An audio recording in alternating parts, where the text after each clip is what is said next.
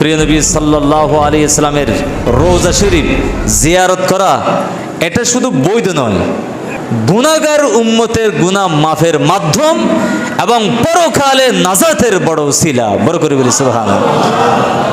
শুধু জিয়ারত মুস্তাহাব বৈধ এটা বললে হবে না।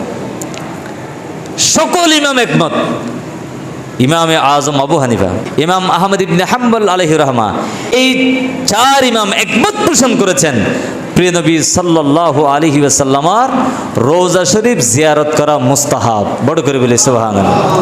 এবং আরো অনেক ইমামরা বলছে ইমানদারদের জন্য জিয়ারত মুস্তাফা সুন্নতে মুআক্কাদা। বড় করে বলি সুবহানাল্লাহ।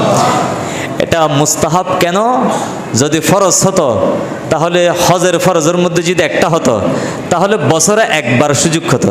যেমন আরাফাতের ময়দানে অবস্থান করা ফরজ, তা আপনি যখন তখন যেতে পারবেন না।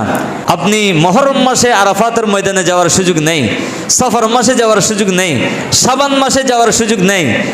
কারণ শুধুমাত্র একমাত্র হজের ওই 5 দিন 9 তারিখে ওই আরাফাতের ময়দানে আপনি যেতে পারবেন। ওই দিনে যাওয়া এটা কি হজের ফরজ। এই দিন ছাড়া অন্য কোনো দিনে যাওয়ার সেখানে কি নয়, হজের কোনো বিধানও নয়, ওয়াজিবও নয়, সুন্নতও নয়, মুস্তাহাবও নয়। ঠিক কিনা? ঠিক তদ্রুপভাবে জিয়ারত মুস্তাফা যদি ফরজ হতো তাহলে তো আপনি বছরে একবার যেতে পারতেন।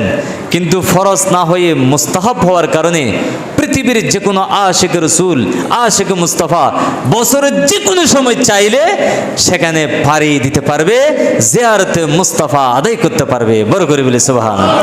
এই জন্য এটা মুস্তাহাব হলো, এটার কদর বেশি। ঠিক কিনা?